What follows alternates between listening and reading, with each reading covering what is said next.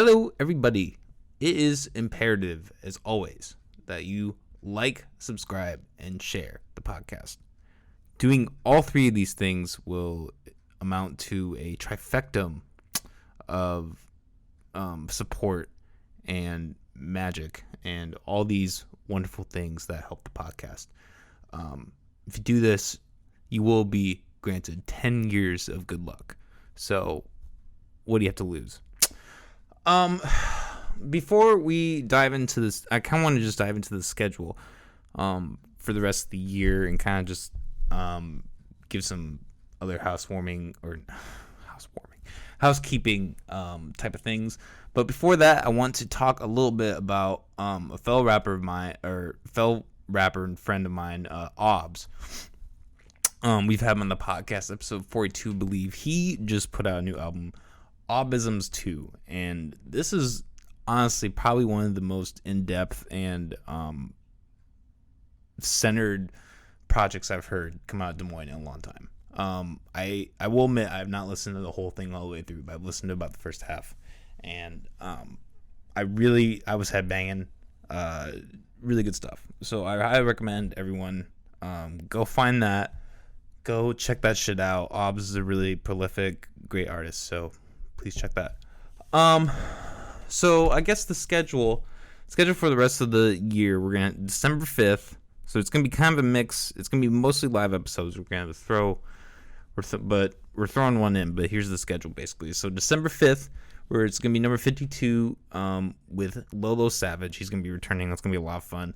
I think we're gonna get into a lot of deep dive kind of stuff and really have a personal, in-depth conversation. So I'm looking forward to that. And that's going to be live, so it's going to be a lot of fun. I hope I got the video quality worked out, so it's not going to be shitty like it was last time. 53 is going to be Dean Kelly.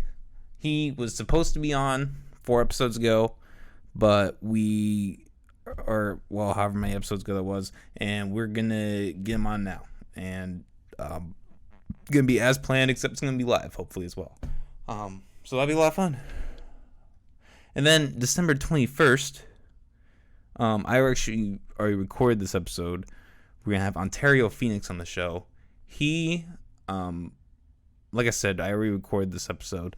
And honestly, one of the most prolific people that's probably ever come in the studio. So we both, since he's going to kind of be the last guest of the year, we both really kind of wanted to promote that. So I'm kind of just, big part of the why I'm just kind of laying out the schedule, because I kind of, if I'm going to promote people early, I might as well just give the whole thing.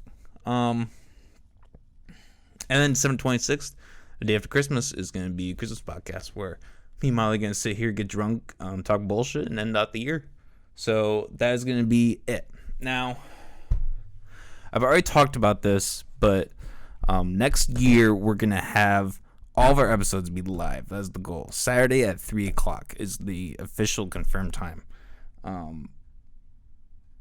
Yeah, so I guess I need to talk to future guests and make sure that time works for everyone. But from what it seems to be confirmed. And if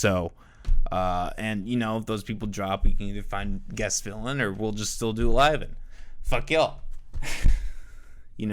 I never started the show to impress anyone. I did because I fucking wanted to, and that attitude has carried me this far.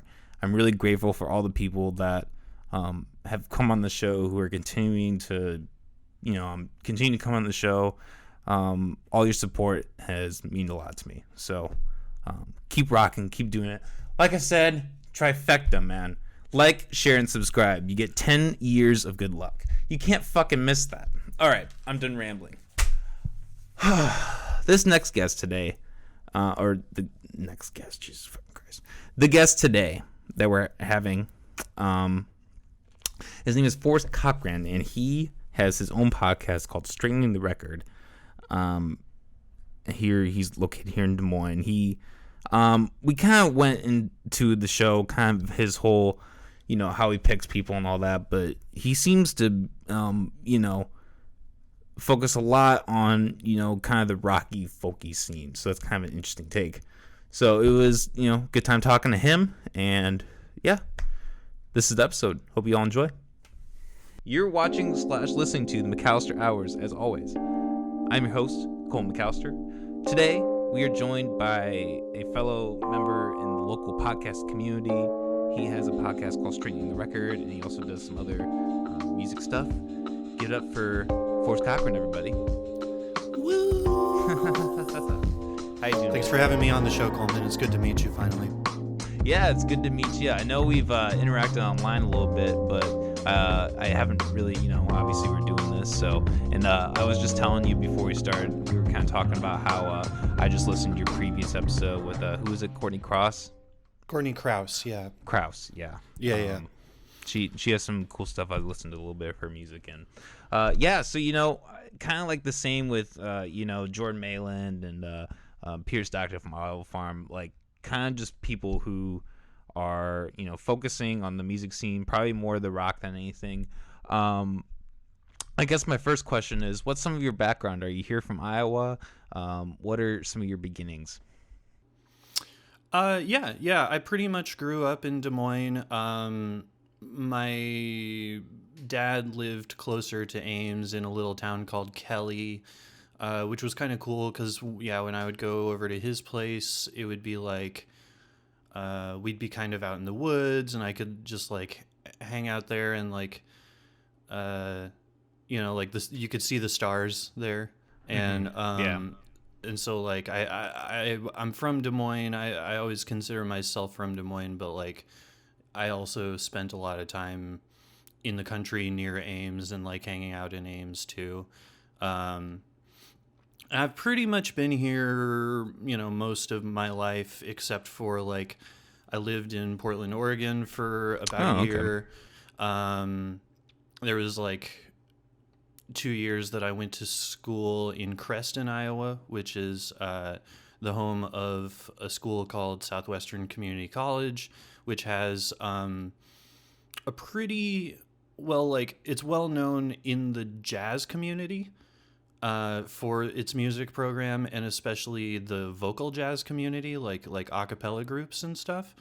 And I sort of forget how I heard about that school, but it turned out that I had another friend from Roosevelt High School where I went who was already planning on going there, and I ended up like sort of having him to hang out with. And I met a lot of other cool people who I'm friends with to this day, including Nicholas Frampton, who helped me record my my solo record, which isn't out yet but is pretty much done, as well as just lots and lots of people. I could go on and on. Really, really cool place. I mean, Creston's a weird place where, like, even though it's in Iowa, you see people driving around with pickup trucks with like 2 Confederate flags on them.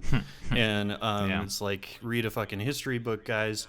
And it's like, it was sort of funny because at the grocery store, you'd be going to the Hy-Vee or whatever, and they could always tell that you're one of the music program kids because you don't look like you're from there. Yeah. I can definitely relate to that. I just was living in a small town, South Dakota, and it was kind of the same thing.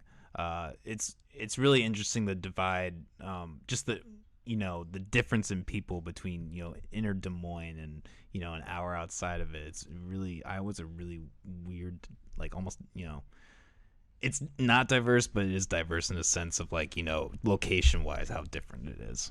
Oh yeah, exactly. It's like we live in a totally separate world from everyone else who lives in this state. It's really strange, but it is also kind of fascinating.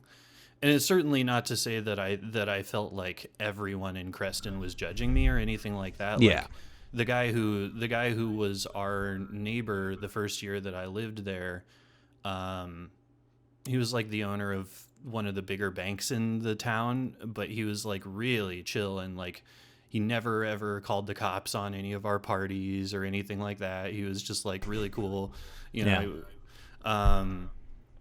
And there were other cool people there who were just like, oh yeah, we think the music school is great and that kind of stuff. So I did that. I was there for a couple of years, and like I said, I was in Portland for a little while, but that didn't like financially pan out for me.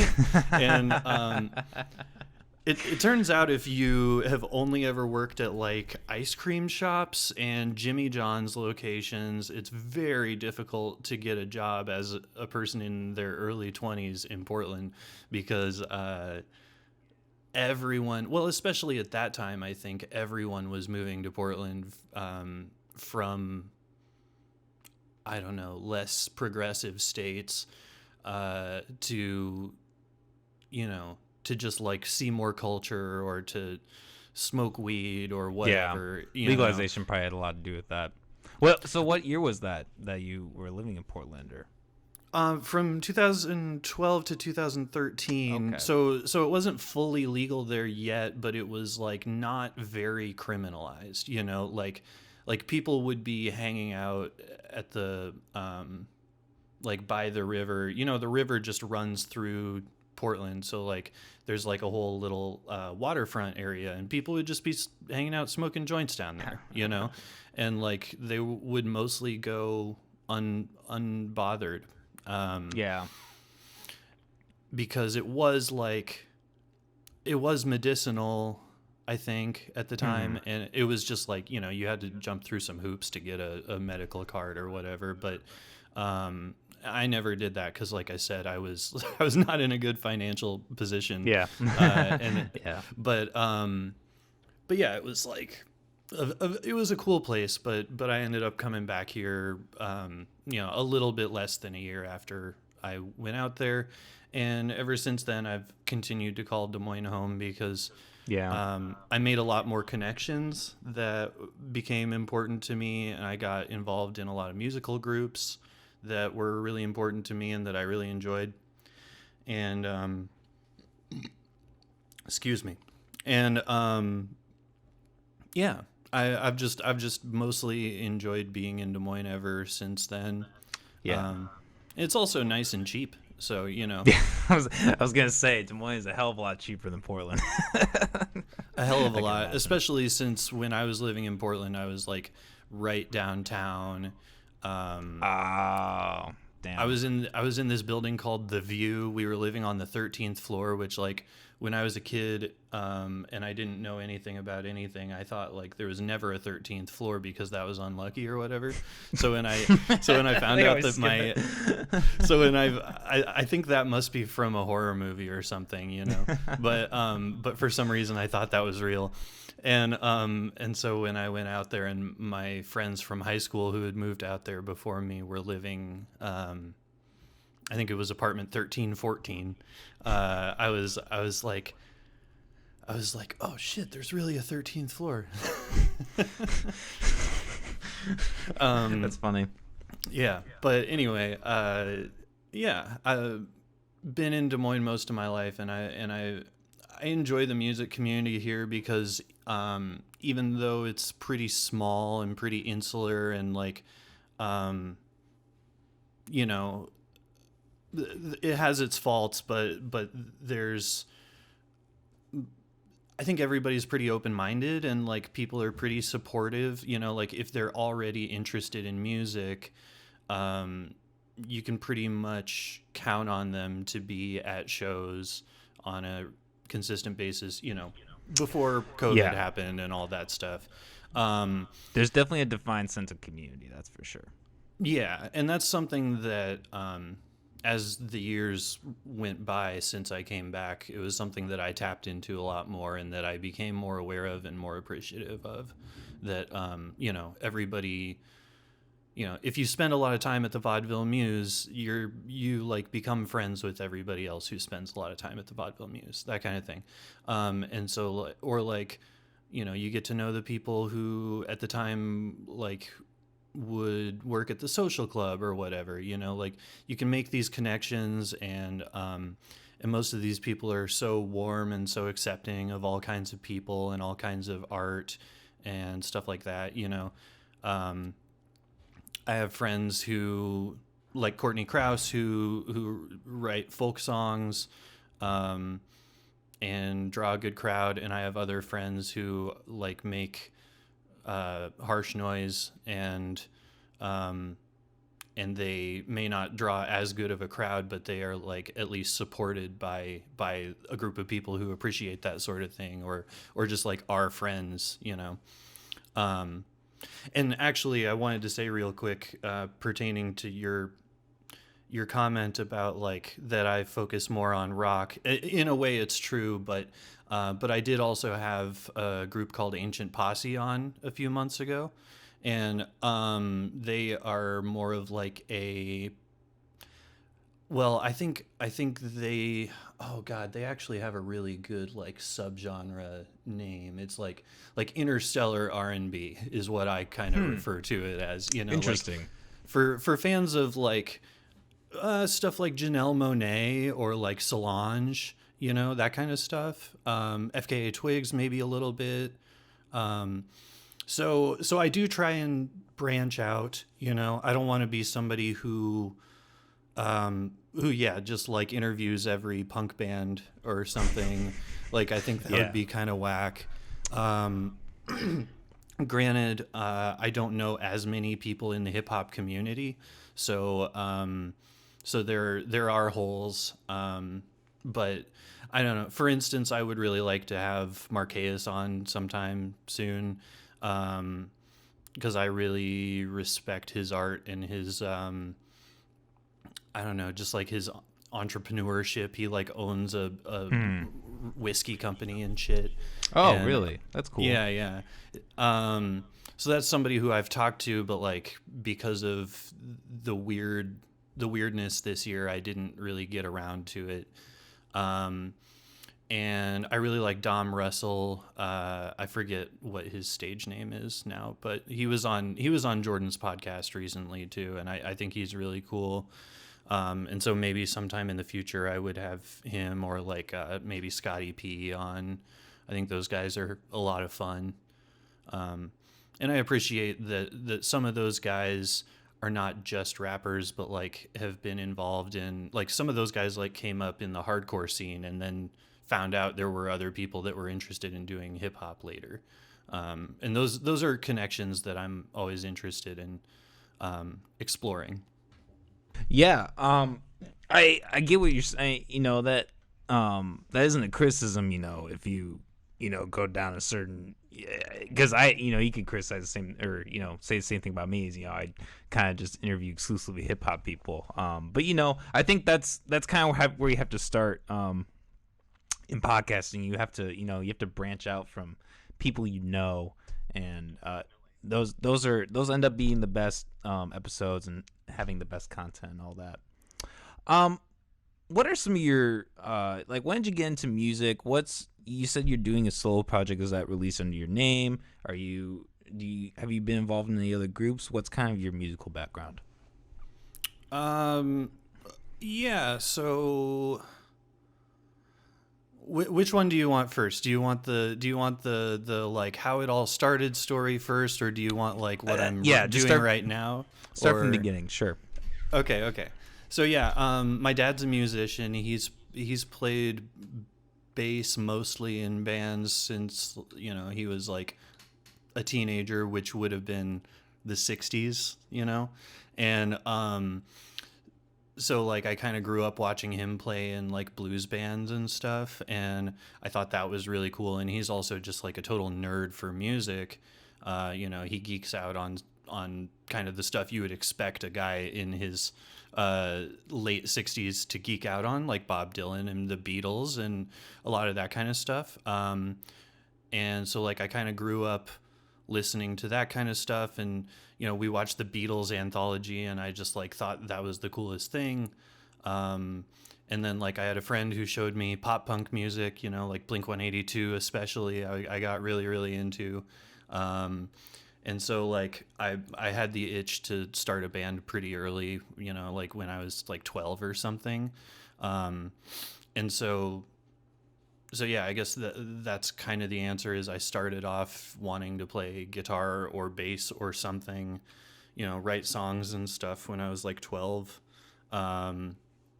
And so, like, similarly to what I think a lot of other people would say who are in my age group, I started off, learning Blink songs and Green Day songs and stuff like that. But also I was like into nu metal at the time. And so like my first band, probably was attempting to emulate Korn just as much as it was trying to emulate, Green Day or whatever, which is a really weird combination and like makes no sense. But that's not the kind of stuff you really think about when you're 12 or 13, Yeah, no. So yeah, I've been in bands off and on ever since I was about that age. And I sort of started playing guitar and bass at the same time. And I kind of fall into the camp of like people who mainly just play instruments so that they can write songs. Like I've never been super interested in being a shredding guitar player or like a super funky bass player. Like that kind of stuff it's not that it doesn't appeal to me at all, but it's like secondary to me. Yeah. There's a lot of effort you gotta put into like perfecting an instrument for like performance. That was always my struggle when I was in music school, was like sticking with something enough and like taking the time to really practice. It kind of always limited me to like getting to those top positions in those. Like I totally get that. Oh yeah. The discipline aspect of practicing by yourself, like every single day, it is difficult. And I don't blame anyone for not doing it, because I certainly am not as consistent as I could be. Yeah. But I also just like, because of the stuff I grew up listening to, I was always just interested in writing good songs, and so like I probably would spend more time writing lyrics at home than I would spend, running scales, because that was just more interesting to me.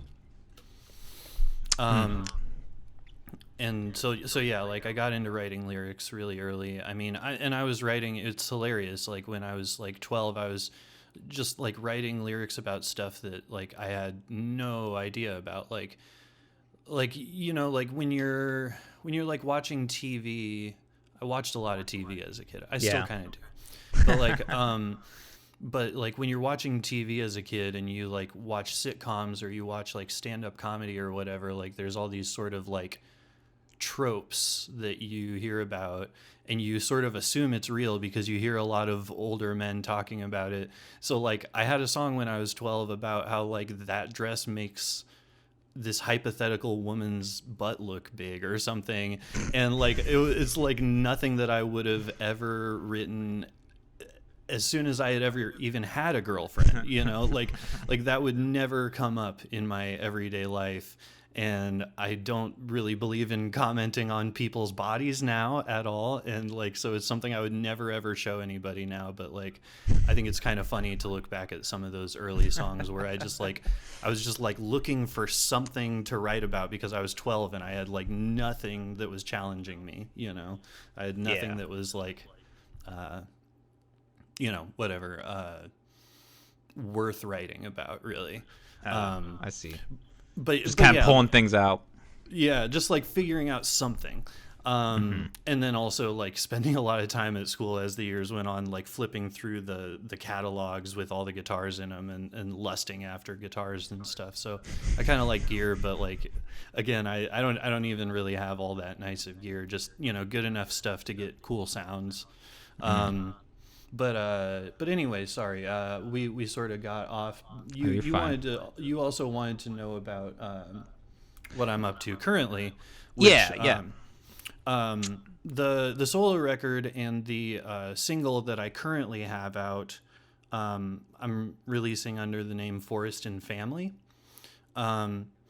because like I could have just put it under my own name, but I kind of like band names. And I knew that when I was putting this record together, I had all these songs that sounded pretty different from each other. Like there was a song that was kind of like a straightforward rock song, and there was like a song that was kind of a country song, and there was like a song where I was doing sort of I don't know, like an Animal Collective type thing, with like weird percussion sounds and like, yeah. Anyway, I knew that it would be, since it would be stylistically diverse, I would need different people on every song. And so because there's, I don't know, like 10 or 12 different musicians on this record, I haven't counted, but that's an estimate. I sort of thought, like we could sort of like lean into this is like a family of people who have come together to make it this way, and then that can also just be a catch-all for any project that I put out that's vaguely within the same stylistic parameters down the line, that involves whoever seems right for the project. So it's not like a set band, but it's also not like, I feel uncomfortable releasing music that's just under my name if I'm not the only person who's been on it, Yeah, I understand what you're saying, and I actually really appreciate that. I can't really say I've heard or had too many people come through here that have collaborated with that many people in one project. That sounds like a lot of coordination and a lot of collaboration. That's a great thing. So what was the process for recording all that? Like, getting all these different people coordinated and, kind of trying to communicate the same concept, recording it. Like, what was kind of all that, writing it? What was all that process?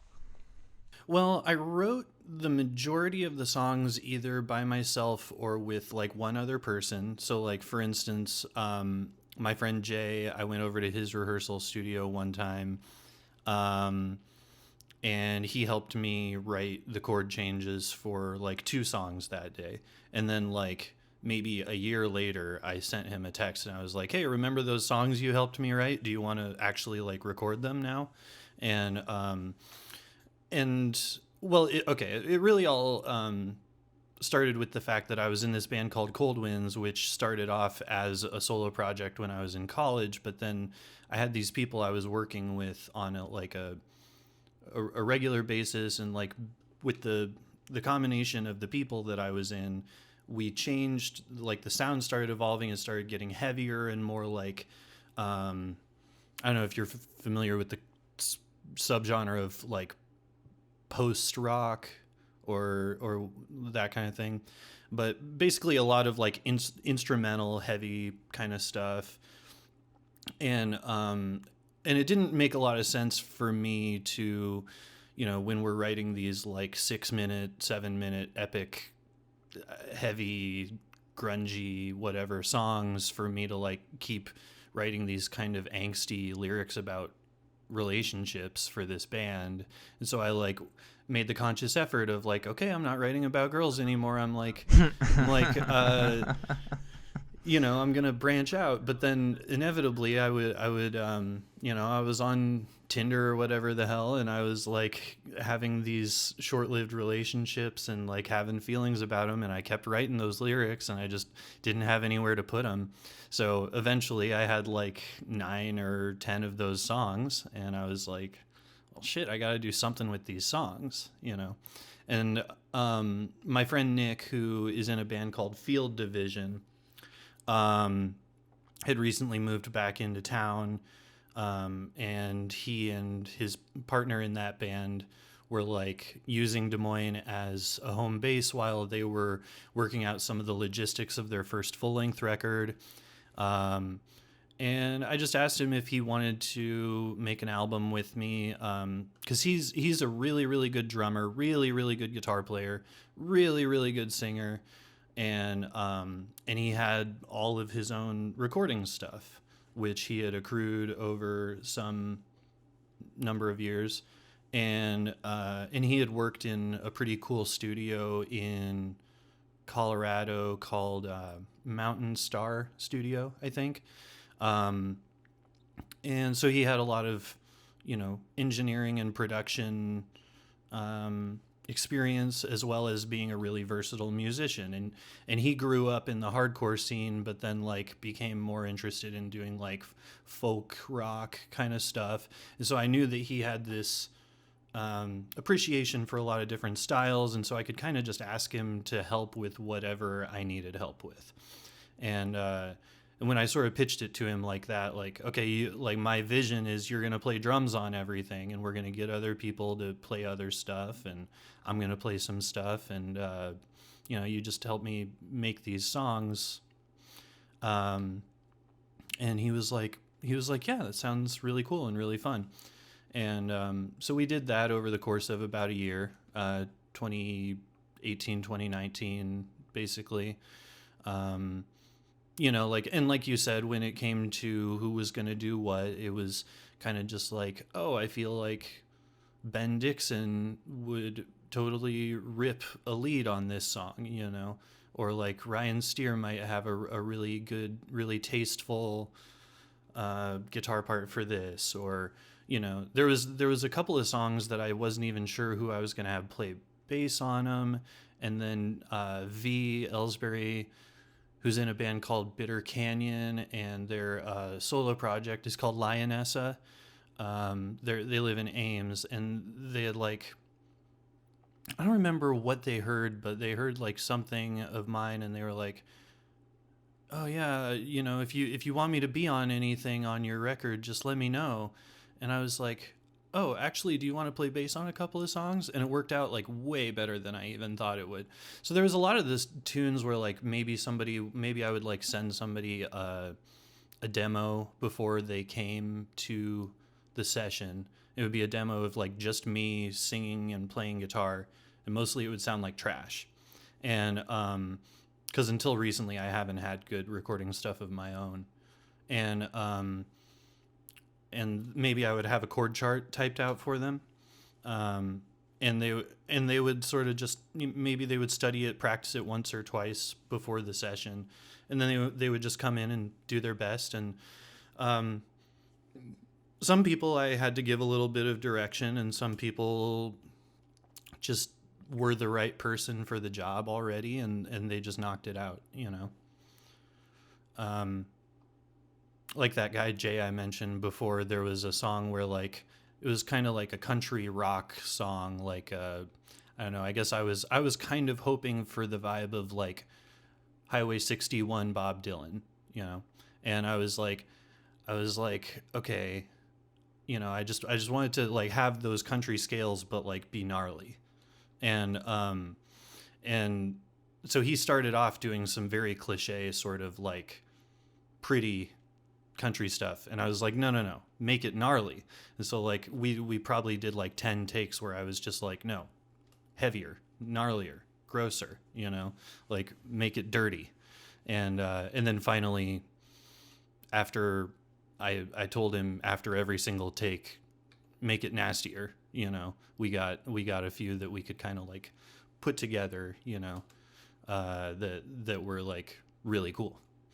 It was a little bit of everything. It was a little bit of this person is already right for the job, and everybody was right for the job, but it was a little bit of some people more direction than others. Some people, they would be like, is that okay? And I'd be like, yeah, that's amazing. Thank you. So this is like 2 years in the making then, pretty much. Yeah. I mean, part of it is that, like I said, 2018, right? Yeah, from 2018 to 2019, we were recording it. A lot of that was that Nick would go on tour, and so like it would be a couple of months that he was gone, and so we just kind of had to work around his touring schedule.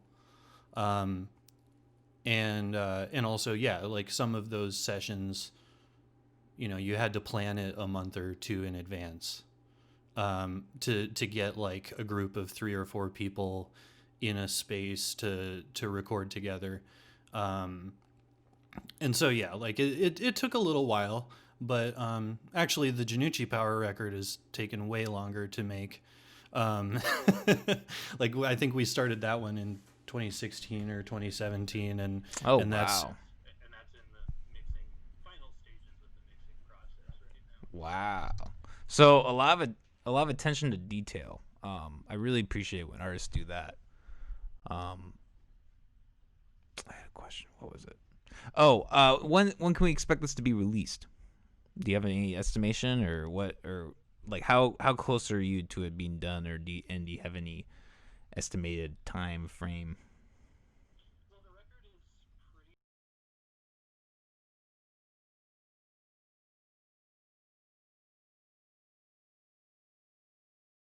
Masters last week and said, listen to these a few times. Let me know if there's any little changes.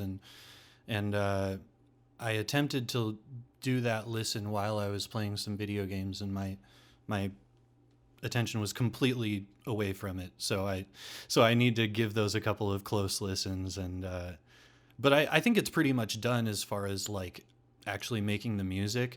But as far as rolling out a physical product, you have to get people to do art, and you have to figure out how you're going to pay for making CDs or whatever.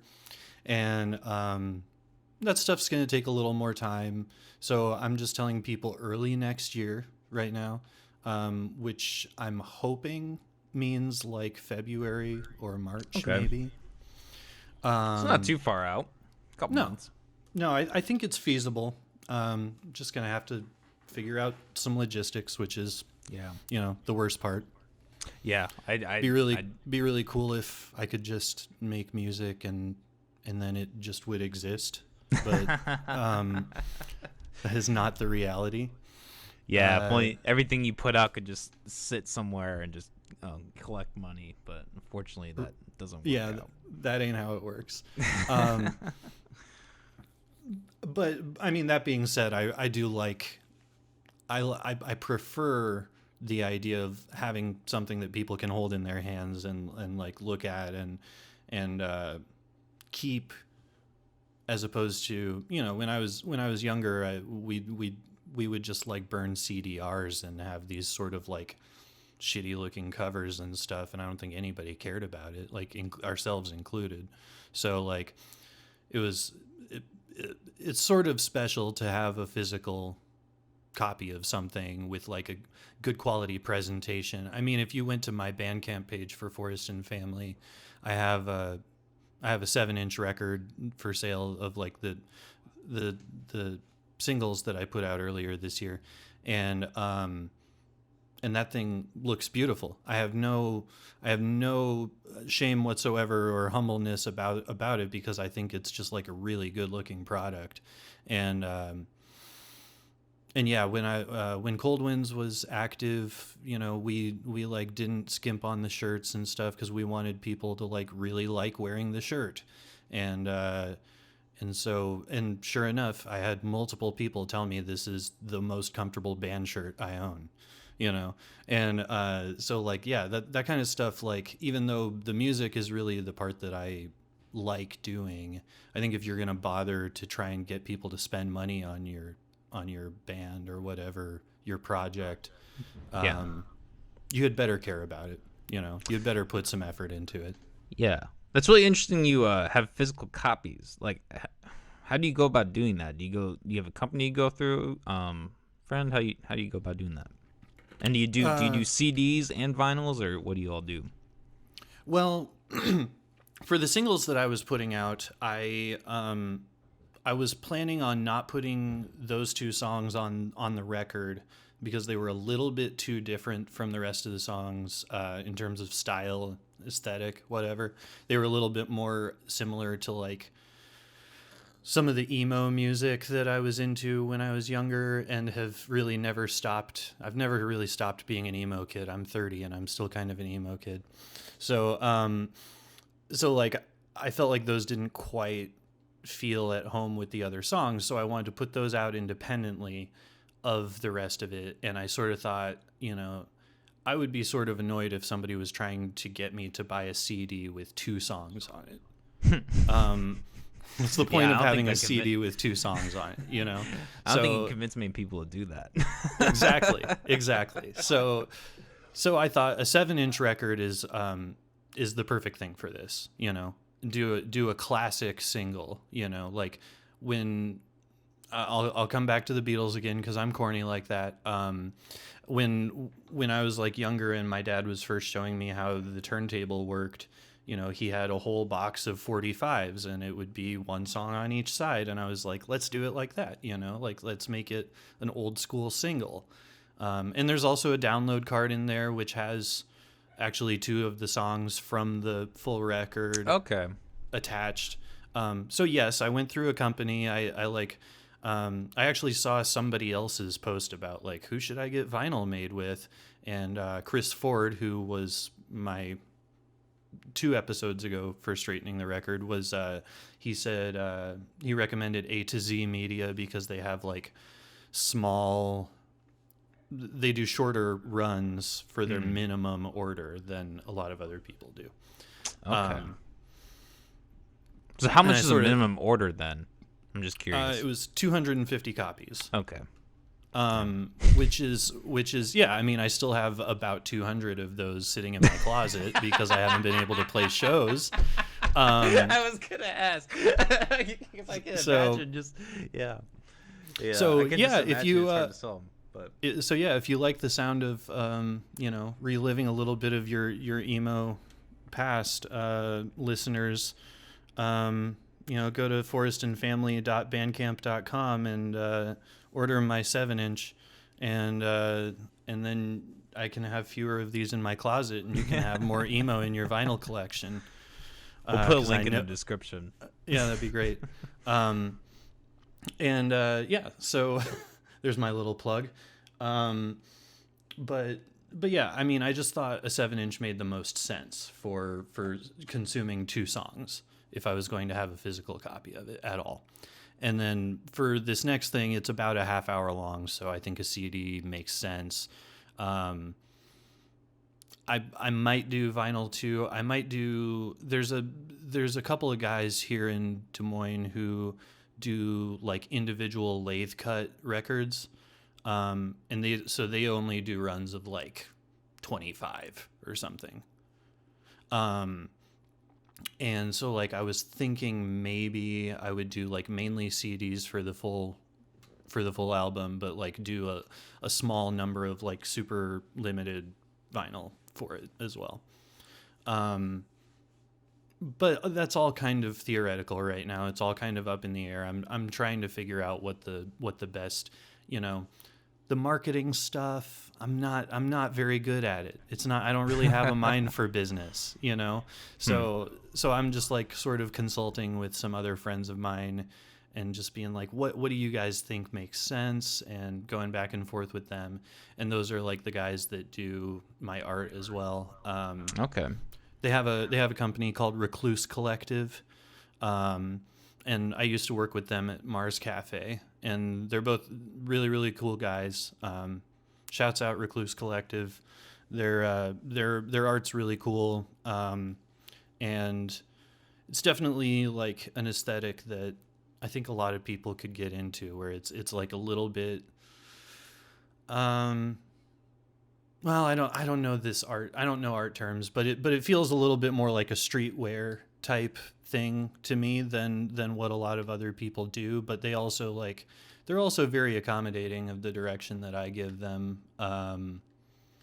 And so we find a pretty nice middle ground between what they already would do and what the ideas that I have in mind for like how to represent my art.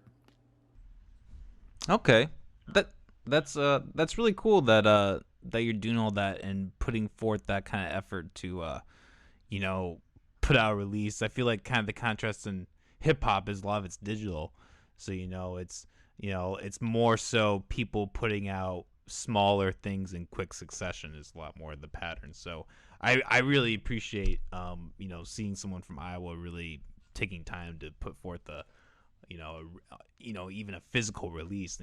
That's really old school, and it's kind of cool. Well, I think it's something that has become less common in the hip hop community because of sort of I know it's sort of like not a real thing, but like the SoundCloud rap. Yeah. Wave. Oh no, that's like a genre. Yeah. Well, like yeah, Juice I know WRLD it. and all I that, know yeah. it is, but a lot of people who aren't even on SoundCloud will be called that too.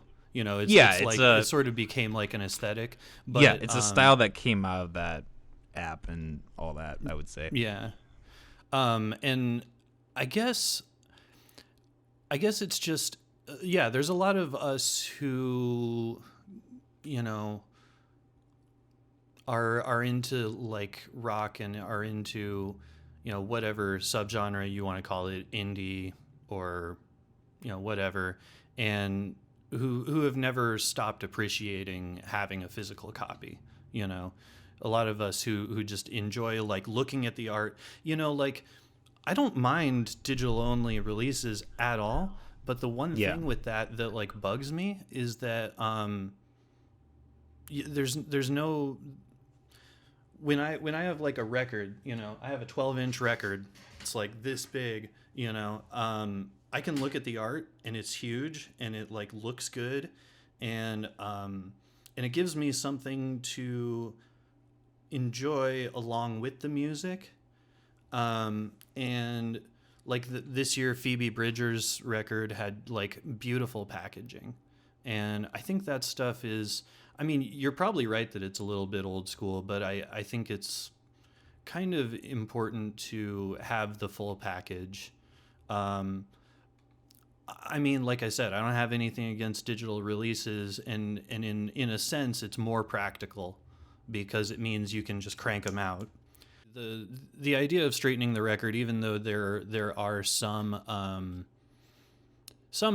biographical elements as well, is that I'm just more focused on how people make their music, more focused on creative process, songwriting, and if I ask people about their influences, it's usually because there's an influence that maybe I wouldn't expect that they've talked about, or something like that. For instance, in the Ancient Posse episode, when I was doing my research for that, I saw on their website that like in their bio it mentions that Camila, the lead vocalist, was into AC/DC as a kid. And I mean, maybe it's a little bit of a stereotype, but I don't expect black women to be interested in AC/DC. And so I asked her about that. I was like, is that sort of a throwaway thing, or is that like a real influence of yours? Like, are you really into classic rock, Because you sound to me like somebody who's into Beyonce and stuff, but I'm genuinely interested, Those are the sorts of things that kind of pop out and make me interested, is when somebody says they're influenced by something and they don't sound like that at all. And those connections fascinate me.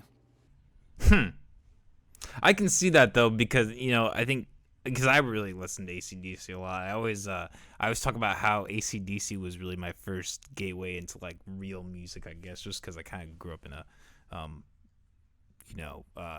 what's the term? Strict environment. There you go. Yeah, I can see like the correlation between. Did you say she is into Beyonce and that kind of stuff, or? To paraphrase her explanation, which people should just go listen to the episode, but to paraphrase her explanation, she sort of gets her approach to performing as a like her stage persona or her stage presence more from like guys like Mick Jagger than some of the people that they're actually trying to sound like. Like earlier I think I compared them to Solange, or Janelle Monáe or FKA Twigs a little bit, and like even though that's kind of the sound they're going for, they have this very they have a little bit different of a presentation, which she kind of explained as like, and it's so funny that I didn't even notice it as many times as I saw them play live. it never occurred to me that she was doing some serious Mick Jagger moves up there on stage, like, and that was the kind of thing, like that was kind of where a lot of that came from. She said was that, getting into metal and getting into classic rock when she was a teenager or whatever. And yeah, that's the kind of stuff that people do not ask you if you only have 1,000 Facebook followers. Yeah. I mean, or less, yeah. I definitely, and I think I appreciate, the people who are doing this in this community, podcasting, getting people who are artists on their shows.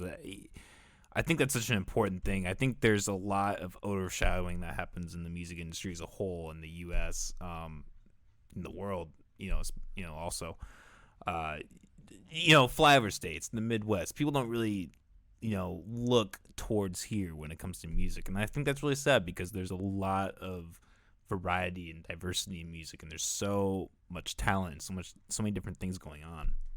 Oh yeah, there are a lot of great musicians coming out of Des Moines who, whether it's just that they haven't found the connections because they're not from an industry city, or if they're maybe just not that interested in being part of the industry.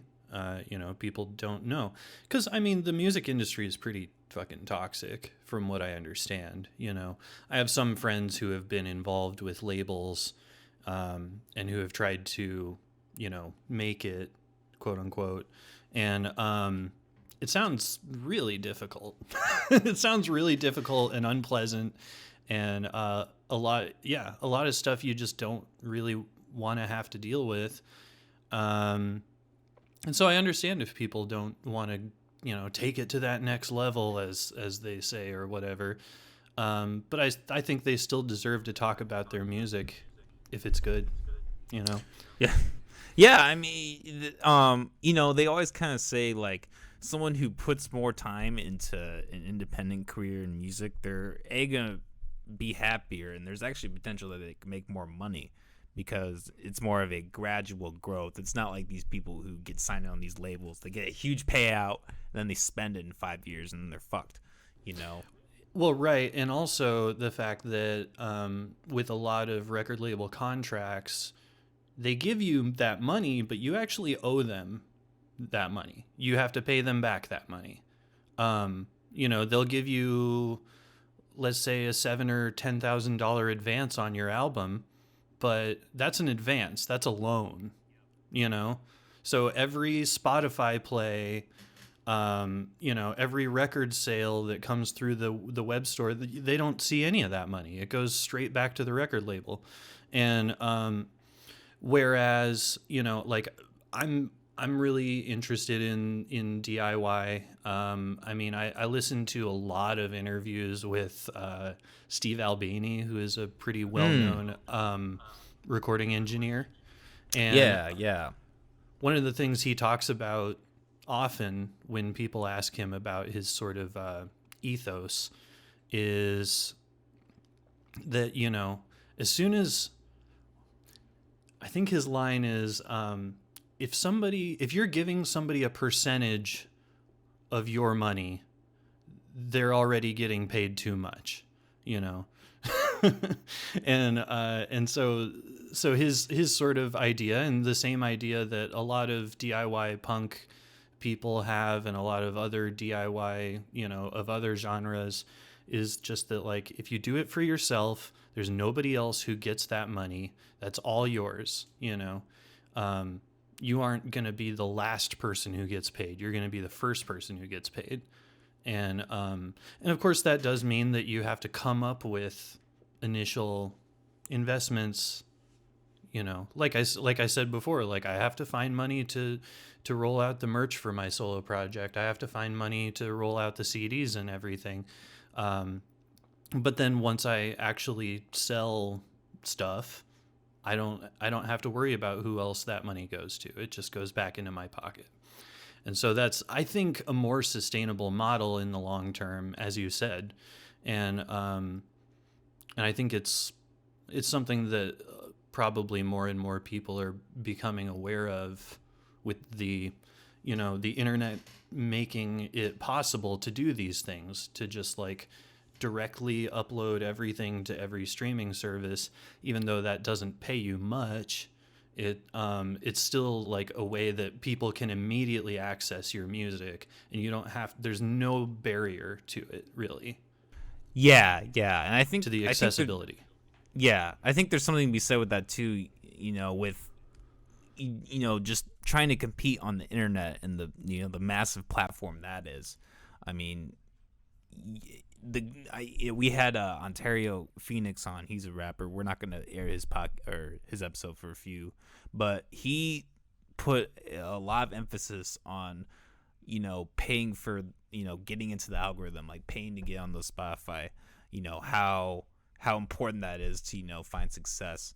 So I guess I'm just wondering. You kind of say, that was it. If you're giving a certain percentage, you're losing. I'm wondering if that's just inevitable. I mean, even at those streaming services, you have to. They take out a percent.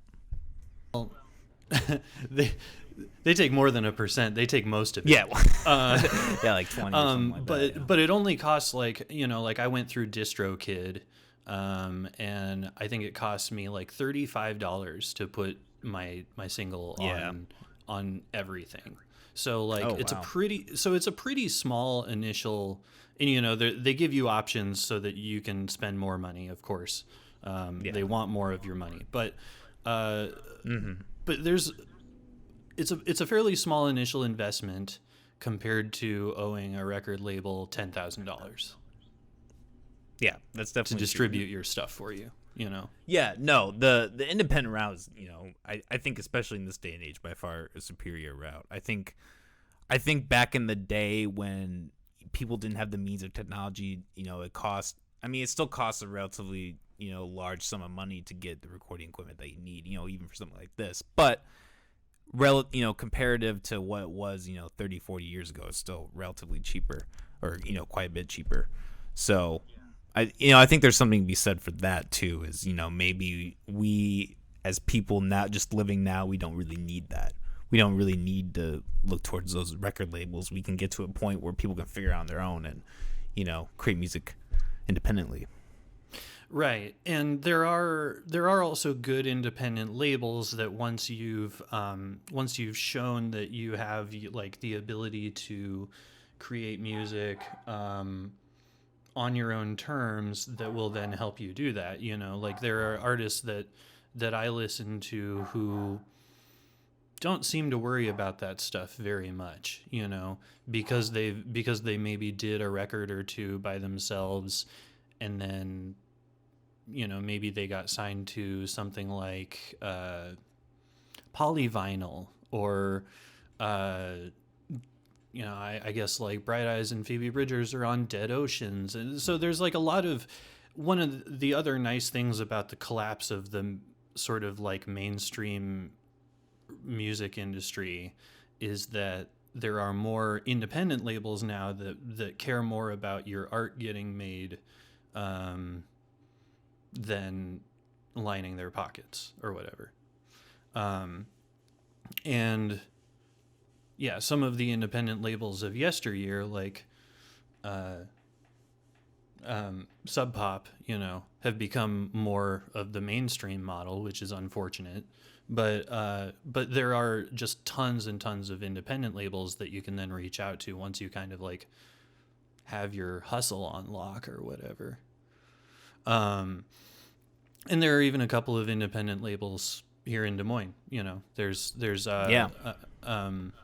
Sonic. I think. What's that? In the Sonic Factory. I believe that's one, right?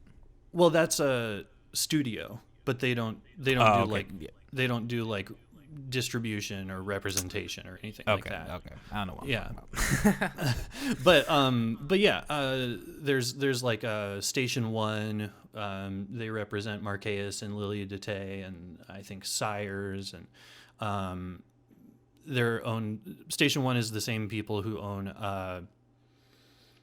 that place by Drake that's not Lefties. Wow, I'm having a real brain fart on camera right now. But yeah, they're really cool. And there's Sump Pump Records, who, they're like fairly selective about who they distribute, but like basically they've released a lot of stuff that I really like. Anna Libera, Skin of Earth, a lot of good indie and metal and kind of weirder music. So yeah, you can do it all yourself, or you can have a little help from your friends, or there's a lot of avenues to go. And I think eventually the model of Spotify and everything will collapse, because nobody gets paid, and people will, and they're talking about paying people less now, so like there have been news items lately of like they're gonna take more to boost your stuff more or whatever. It's like, how do you take more than 99% of the fucking revenue? Like, that's crazy. I don't know what the actual numbers are. I just said 99%, but it's like literally like 0.003 of a cent per stream or something like that. So it's like it's pretty unreasonable to even think about taking any more, I think. And so I think your Bandcamps and your SoundClouds and stuff like that will incrementally become more the model.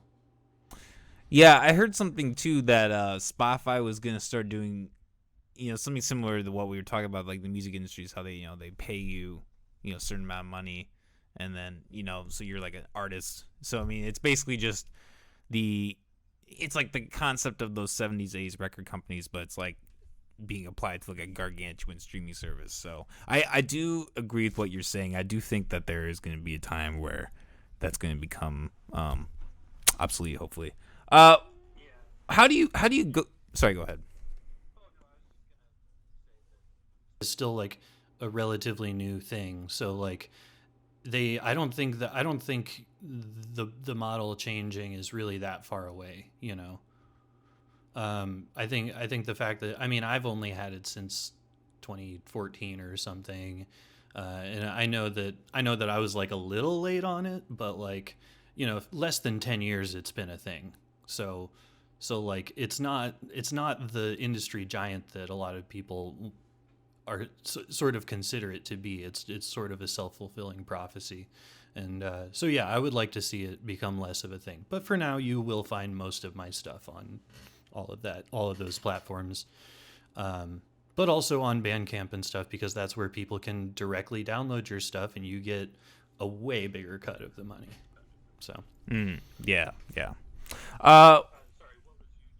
No, you're good. How do you go about, finding your guests, outreaching to your guests? How do you go about that process? Yeah. What's like, how do you find people?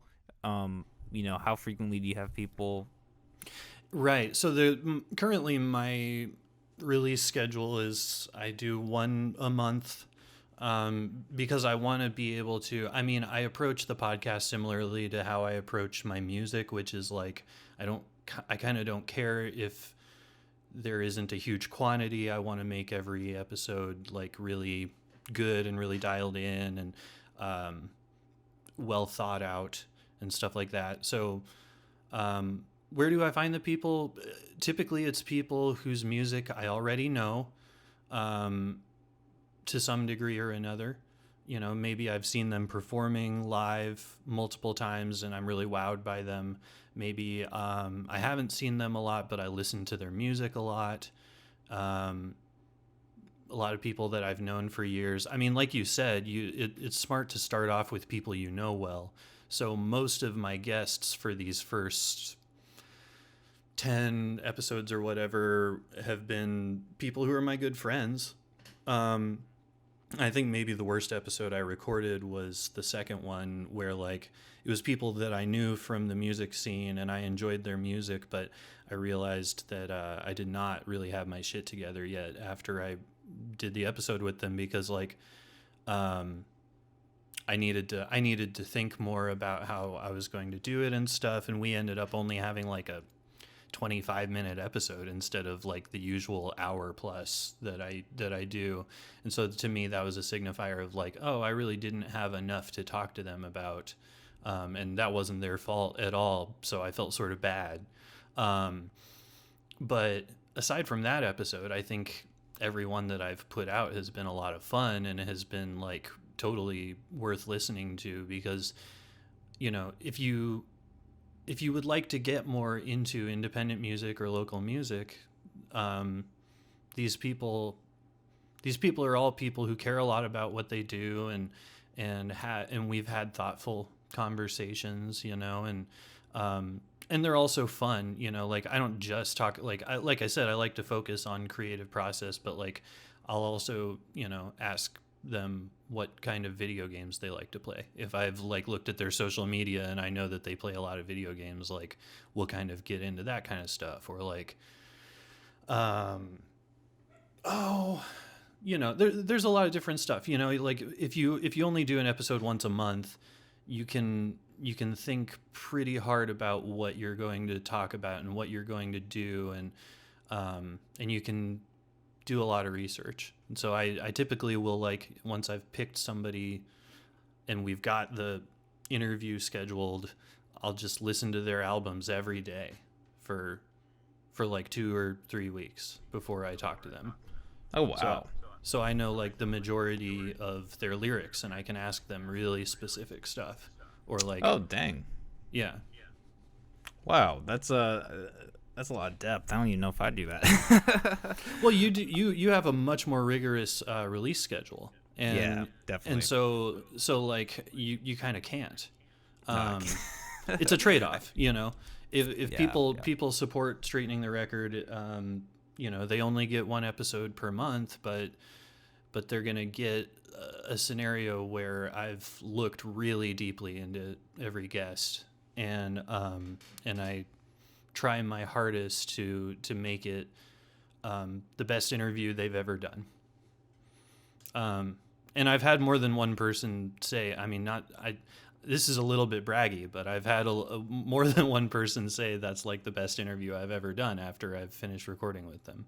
So, and I think on the one hand, that speaks to the fact that I care, but it also speaks to the fact that a lot of independent artists just don't get to do good interviews. Yeah. So yeah, shouts out to you as well, because you're covering a lot of the people that I'm not, and so is Jordan. And I kind of wish I could do the thing like Jordan does, where I collaborate with people on songs, but I'm not good at enough instruments.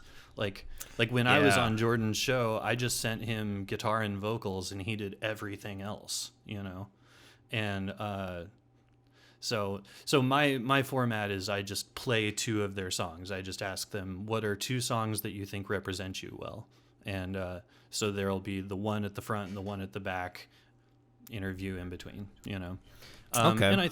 And there's also like an accompanying Spotify playlist where if you like the person's stuff, or you can just like listen through that and like see who else is on there, or you can like go to their Spotify page or whatever. I don't know. I just thought it'd be nice to have some songs that are featured on there.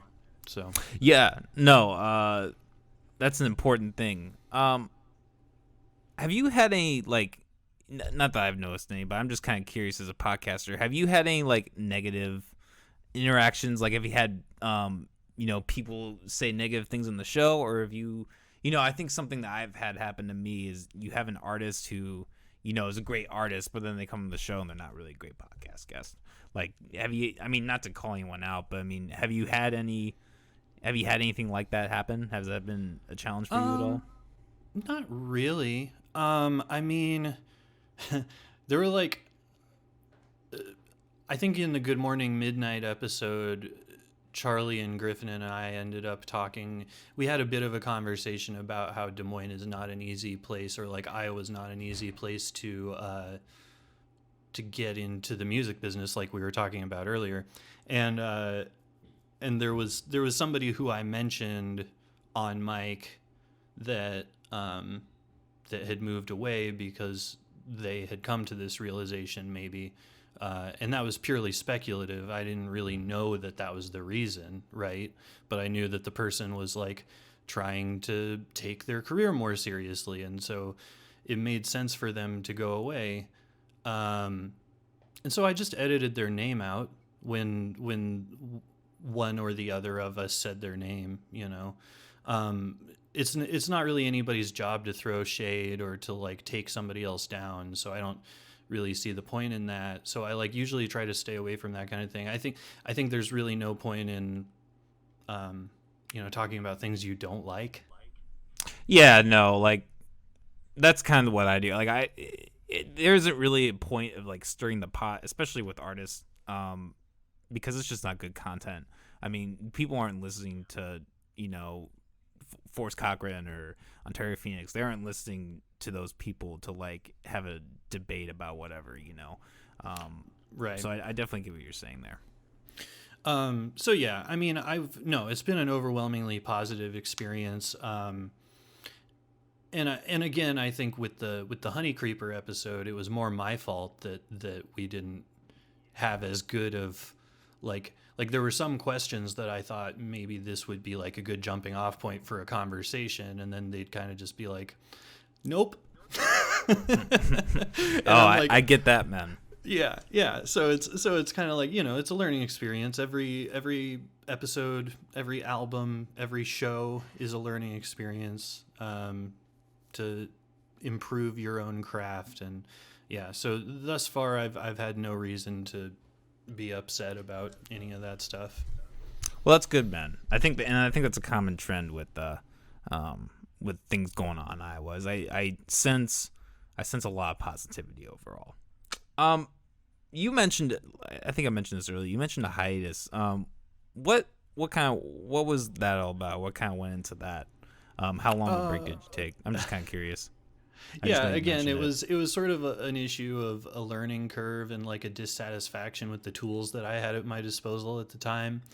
I started off just having this like USB mic that I would sort of put in the middle of the room when I would have people over to do the show. And, like one mic for two people to talk into who are sitting, pre-COVID, we could still sit sort of close to each other, but like we usually wouldn't. It'd be like somebody's at the one end of the couch or like, and I'm like in this chair at the other end or something. And so the voices would sort of like not be picked up that well, or like maybe they would kick the table or set down their drink and it'd go, and then there was like two different interviews where either I forgot to save or something else weird happened and they just disappeared. And I was able to redo one of those because my guest was very gracious. But the second one, it was like somebody who doesn't live in Des Moines and they had to come to town to do it. Or like maybe they had a gig in Des Moines the same night. So we like set it up. So they came to Des Moines 3 hours before their gig to talk to me for 2 hours and then go to their gig. And it's like, yeah, so like I didn't want to have this situation where I was just like beating myself over the head trying to make this stuff work and not having it even come out that good once I had done all this work on it. And so yeah, I was like, this isn't working.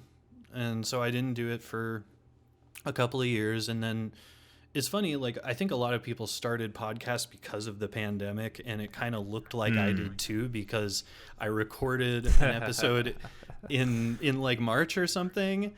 And then it all happened, and then I forget if my first one of this year came out in March or in April, but it was like right around the same time, but I had actually been thinking about doing it again since like January.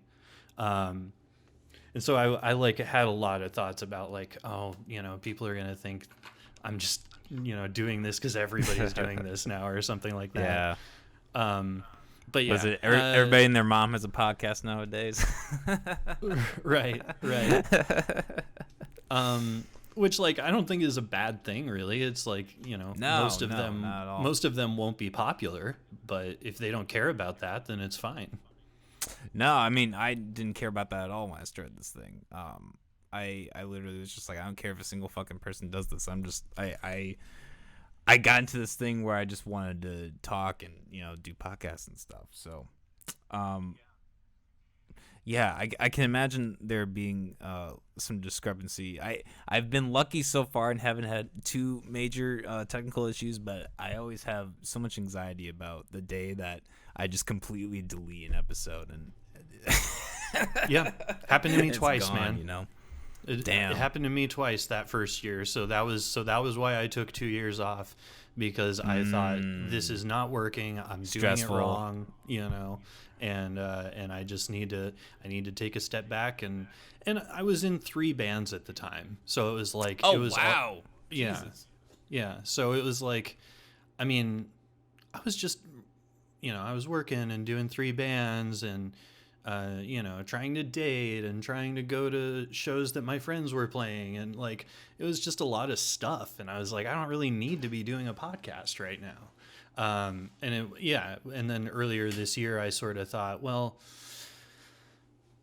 I got access to a recording interface and more mics and stuff like that, and I was like, I might be able to try this again. So that was why I came back with Nilani Proctor, who's from Keokuk, who's a great singer songwriter, and not only does like cool folky stuff, but also like has kind of a weird electronic project called Cancer Leo, and she's in like a punky band. Called Depression, which is, it's got a cute spelling, I promise. I can't remember what it was, but I thought, I'd played a lot of shows with Nilani, and I thought she was really great, and I had seen that she had a few of these very shallow interviews, and I thought it would be great to have her be the first one back, and so I did.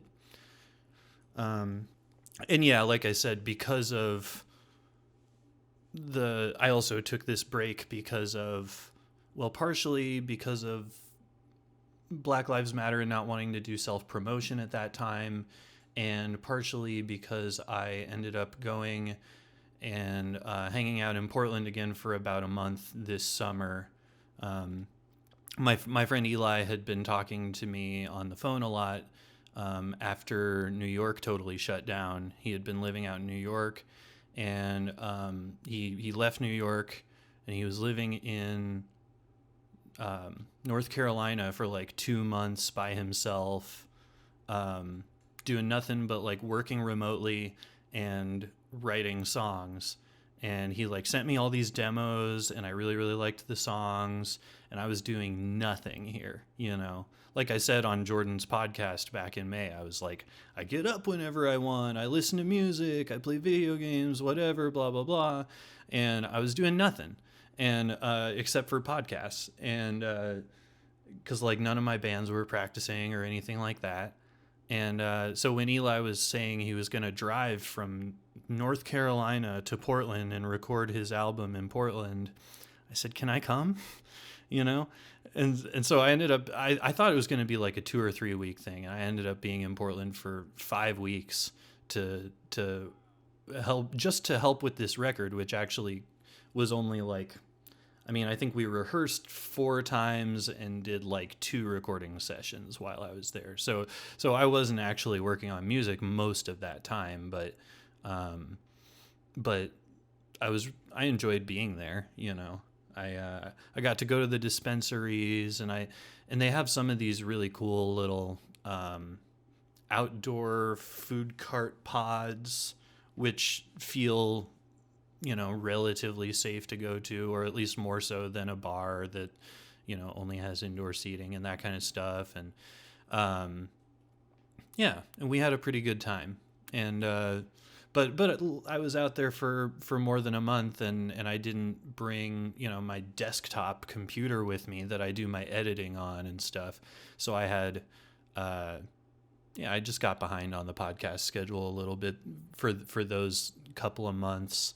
And now I'm finally feeling like I'm kind of caught up again a little bit later, where like, oh, okay, now maybe in January I can hit up some of these people that I wanted to hit up this year, or like said, I want to have you on next, but then didn't get around to it and stuff like that. So I think 2021 probably have 10 or 12 episodes instead of like 8 or 9 or whatever it is.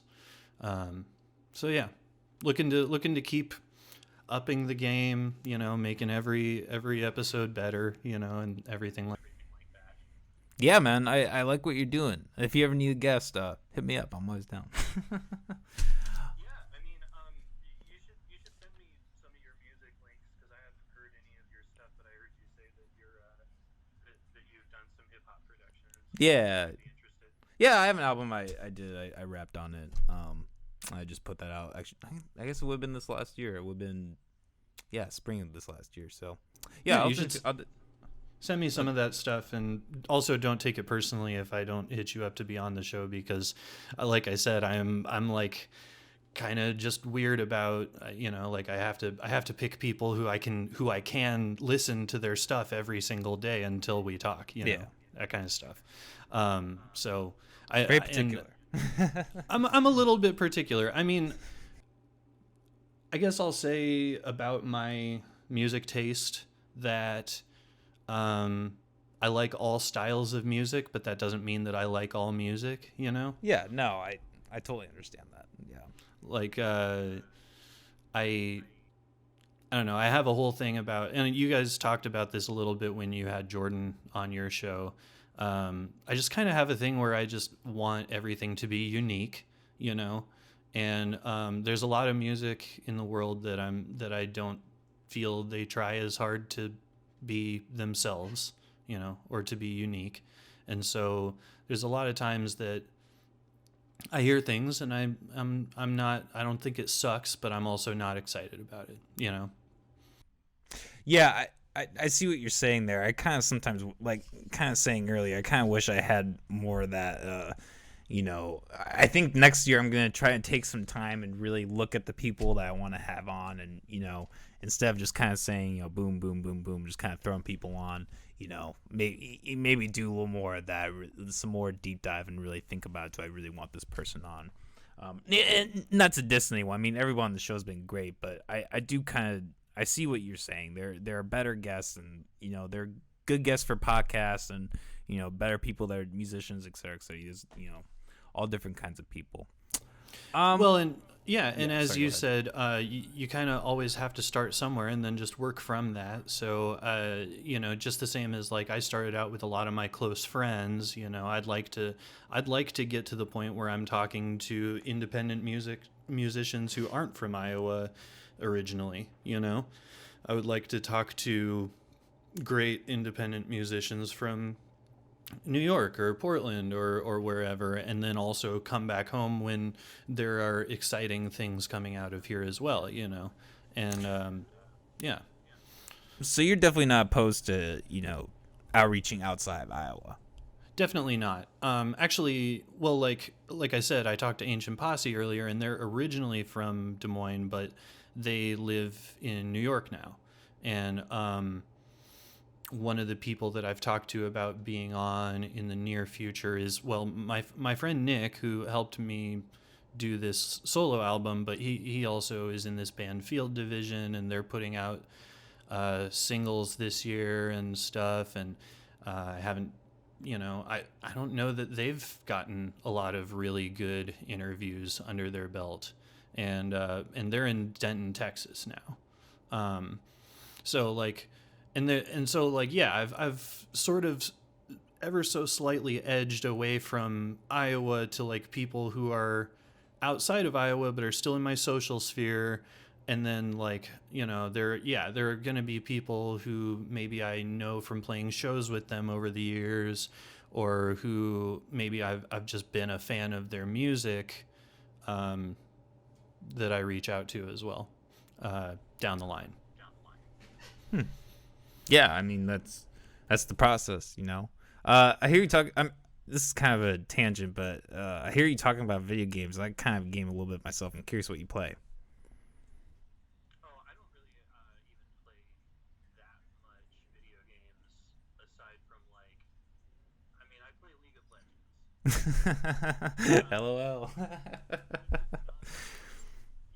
not like a good thing, really. Yeah, I could not get into that game. I will not lie. It's a lot of grinding. I've been playing for like 7 years, and Oh wow. I still haven't gotten good at it. I suck. And so I've always like kind of come back and gone back and forth with it of like, oh, I hate this game, like I never want to play this again, and then like so I just won't play for months, and then I'll sort of get the itch again to get back on the Rift, and but there's been some changes they've made recently that have made my play style work better. Like I enjoy playing tanks and like tanks that have a lot of CC and stuff like that, doing knockups and stuns and all that kind of stuff, and just going in there and like charging in and soaking up all the damage while other people carry. But they've actually they've kind of made it so that tanks can carry this coming season. So I'm a little bit excited about that. That now the role that I've always enjoyed doing the most is more viable than it used to. But outside of League, historically, I've enjoyed a lot of RPG games. Like, I like the Elder Scrolls games. I like the Fallout games, even though like some of those are kind of like corny and poorly written. But it's still like, it's a world that you can put yourself in, and you can like do your character however you want and stuff like that. And I enjoy a lot of the combat mechanics of those types of games. I've also played I think I played the first Mass Effect, and I enjoyed that, but I didn't like get super into it. I played both of the Star Wars Knights of the Old Republic games, which I thought those were a lot of fun, and I think those would have made way cooler movies than the last trilogy they put out. But that might be a hot take. No, I do not disagree with you, man. I was not a fan of those myself. So yeah, I mean, Adam Driver's such a great actor. And he kind of like, it's like exactly the same thing as, well, and also not just Adam Driver, but also like the dude who played Finn, John Boyega, great actor, fantastic actor. And just like in every other Star Wars movie, you've got really, really good actors who have not a lot to work with. I mean, think about the bullshit dialogue Natalie Portman had to try to make convincing in the prequel trilogies. I think the biggest tragedy of all of the Star Wars franchise is how good of actors they had, and how bad of dialogue, and like how bad of like character development they gave these actors to work with. You had Samuel L. Jackson going out like a bitch out that window, and stuff, and dude barely got to say anything. It's a tragedy, because I like Star Wars a lot. I like that, like if you take out all of the details that are terrible about it, the story is really good, which is it's a classic hero archetype. George Lucas studied a lot of mythology and a lot of old texts, inspiring Star Wars. It's really, I think that original trilogy is really underappreciated by a lot of the newer generations. And those newer movies, I thought they were so overproduced.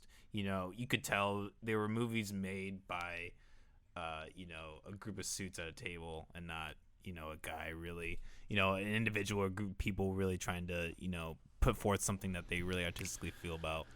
I felt like it was very massively produced.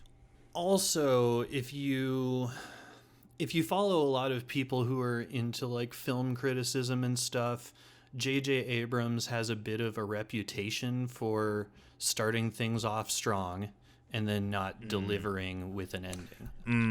Yes, that's what I've heard. And so that's kind of what happened with this trilogy as well, was that, The Force Awakens promised a lot. And I mean, people have different opinions on the second one, The Last Jedi. I guess I didn't think it was as bad as some people did, but it wasn't thrilling to me, you know. And then the last one, I was angry about. I was like legitimately angry about the last one. I was like sitting in the theater. Dude, I went to it in the theater, and I felt insulted, honestly. Yeah, I can't believe they brought Palpatine back. Spoiler if nobody's figured it out. Spoiler for a movie that everyone's seen. A year later. No, it's lazy writing. It wasn't and it wasn't just that they brought Palpatine back, but also the fact that Rey is Palpatine's granddaughter. Sorry, I'm is that counting what it is? Oh my god. You didn't catch that? No, I didn't know that. That's so fucking stupid. Yeah, she's his granddaughter, and also at the end of the movie, okay, the worst part, the part that made me just want to just destroy everything in the theater as soon as I heard it, so the movie was called The Rise of Skywalker, right? Yeah. And the whole time I'm like, why the fuck would you be calling this movie The Rise of Skywalker when, Luke died in the second one, okay, we now know that she's the daughter. She's not Skywalker. She's the granddaughter of Palpatine, so that doesn't make any sense. And and all this stuff happens, and and of course Leia had to die too because Carrie Fisher died in real life, unfortunately. And then at the end of the movie, Rey goes to Tatooine and buries Luke and Leia's lightsabers under the sand right next to each other at Luke's home, where his aunt and uncle lived in the very first movie, right? Yeah. Mm-hmm. And first of all, I'm like, how does she know where that is? And okay, maybe she used the Force. We'll leave that. It's fine. She had the place had a connection with the Force because Luke lived there. Fine, sure. I'm making this part up to justify that happened in the first place. And then somebody's just passing by while she's looking at the twin suns of Tatooine, and they're like, "What's your name?" And she says Rey, and they say, "Rey what?" She says, "Skywalker." Oh, she God. names herself Skywalker, and the movie's over. And it's That's so the dumb. dumbest thing I've ever seen because, well, Wow, if anything, that's the character had a better connection with the Solo family than the Skywalker family. She looked up to Han Solo as this badass pilot, and she sort of had a thing for Han Solo's son, Ben, who Adam Driver played. And then Leia became a Solo, was married to Han and all that kind of thing. So the character had a way better connection to the Solo family than the Skywalker family, but nevertheless, and I guess they were sort of the same family, they, by marriage or whatever, but it was insulting. I was just frustrated with the whole thing. Yeah. Sounds like a lot of lazy writing, honestly. Yeah. I mean, and like I said, it's partially what you said, which is people want this sort of people are perceived as wanting this nostalgia factor of they want to get a thing that has the stuff they already like in it. But that's not what I wanted. I wanted cool new stuff. I wanted, characters with arcs and, all the stuff you want when you watch a movie. You don't want to watch the same bullshit you've seen before. Yeah, exactly. So, anyway, this was all started by me saying that Knights of the Old Republic would have probably been a better series of movies, I think. Because those games actually had pretty sick stories in them. Yeah, no, I love story-based games. I consider Fallout New Vegas my favorite game, actually. I think that how they did everything with the map and it had a good story. There were so many different ways you could play the game, like almost infinite. I feel like even to this day, I'll get back on it and I'll do something different that I've never done before. It's all really the different insane how they did tribes it. that you can support and like have a different alignment or whatever, and different builds you can do with your character. Have you played any of the expansions, like the old, or the, what is it called, Dead Money or something like that, or the one where I you're on played the a moon little bit. base? Yeah, I did play the moon base one a little bit. And it's I think the thing that's really cool is the modding community has been paying a lot of attention to it, I feel like, recently, and they've been taking that engine and like revamping like the really old Fallout games from like the late 90s, late 90s. So yeah, there's a lot of, I really enjoy good story driven game. My roommate Jonathan does a lot of the modded versions of Fallout games. He actually doesn't play the vanilla version of any Bethesda or like Obsidian game. He does like these heavily modded versions of all of them. Damn. It's pretty. Yeah, I wish I had the system to handle something like that. Me modding don't really go along. We've been talking for quite a bit. It's been a great episode with you. I guess before we sign off here, what's the future? I mean, you already kind of talked about your album, but I guess what's the future of Straightening the Record, and with you, what can we look forward to in the next couple months? Right. So I'm going to put, is it next week? I think it's next week. I've got an episode coming out where I actually interviewed my dad. Because I thought, for one thing, I've been feeling fairly unmotivated with the various pandemic bullshit. It's like just a frustrating year, and so it's a tough time to like really motivate yourself. But also, I think my dad's an interesting person. He's got some interesting stories, and since like everybody I've had on so far is like roughly my age, I thought, getting somebody who's into some different stuff, who's like done some different stuff, be kind of cool. And so I've got an episode with my dad about to come out. I mostly edited that yesterday, and then like I said, next year just gonna see more different people from Des Moines, more different people from other states who are independent, hardworking musicians on Straightening the Record. I've also been dipping my toes in producing albums with other people, because one of the, like I said, my favorite thing about making music is the songwriting process, and so I really enjoy helping people shape their songs and their arrangements and stuff. And I have the capability to record like 4 tracks at a time right now, so I can't really do full bands live and stuff like that, but I've been working with a singer-songwriter and helping them develop an EP, which I think is going to sound really, really good. I'm pretty excited for that. So that should come out sometime in the next few months, I think. My solo album, the Janucci Power album. I play bass in Janucci Power. And we had Nick Frampton mix that as well, and the mixes are sounding excellent. So that'll come out in the next year sometime as well. A lot of irons in the fire. I started a Patreon a couple of weeks ago. So if anybody likes the sound of all the stuff I'm talking about, patreon.com/Forest Cochran. That's Forest with 1 R, and Cochran, like Johnny, and I'll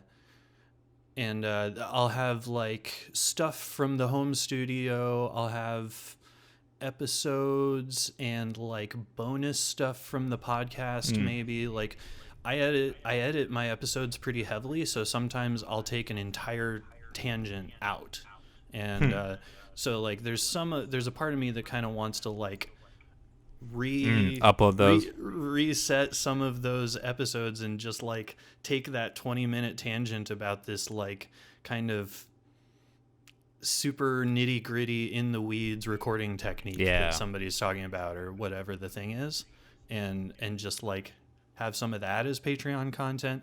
I'm trying to upload every week. Sometimes I might not get around to it, but there's like, I mean, of course I appreciate every level, but I have like a $2 level for people that just want to see that stuff and don't have a lot of money. So like, and I sort of like did this goofy thing with theming them. Like $2 is the house show level and $5 is the punk show level, and like, that kind of thing. Yeah, so I'm on Patreon just like a lot of other people are now. Oh, goddamn. Oh, okay.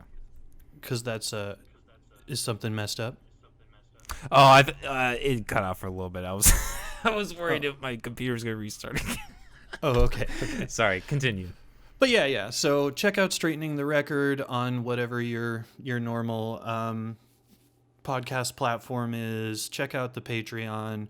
Check out Forest and Family. Janucci Power has a really, really awesome YouTube channel. Like, we have a better YouTube channel than most bands because Patrick just like comes up with these cool ideas for videos that aren't just music videos and makes them.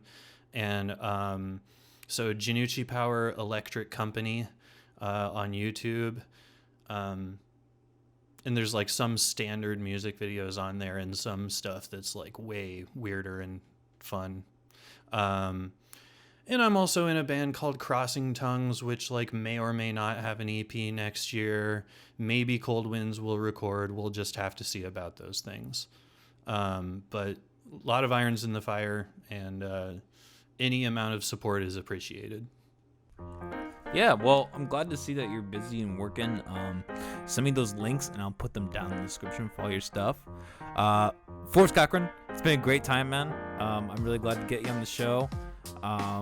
Stay on for a little bit, and we can talk really quick before we sign off. All right. Bye, everybody. Have a good night. Thank you, everybody, for tuning into today's episode with Forest Cochran. Really good time. He had quite a bit to say, and I'm glad I was able to give him that platform. And hope you all check out his episode. Like we were talking about on the show, his last episode with Courtney Kraus, I believe, was really interesting. I honestly hope I can get her on the show. Stay tuned. Like I said, next week we're gonna have, well, I guess in 6 days we're gonna have Lolo Savage on the podcast. It's gonna be live, and we're gonna have a really in-depth conversation. We've had him on several times before, but I think he's probably vet at this point, so we're looking forward to that. Otherwise, hope y'all been hanging out, chilling, having a good time, drinking, doing whatever. And yeah, hope you all have a good night. Peace.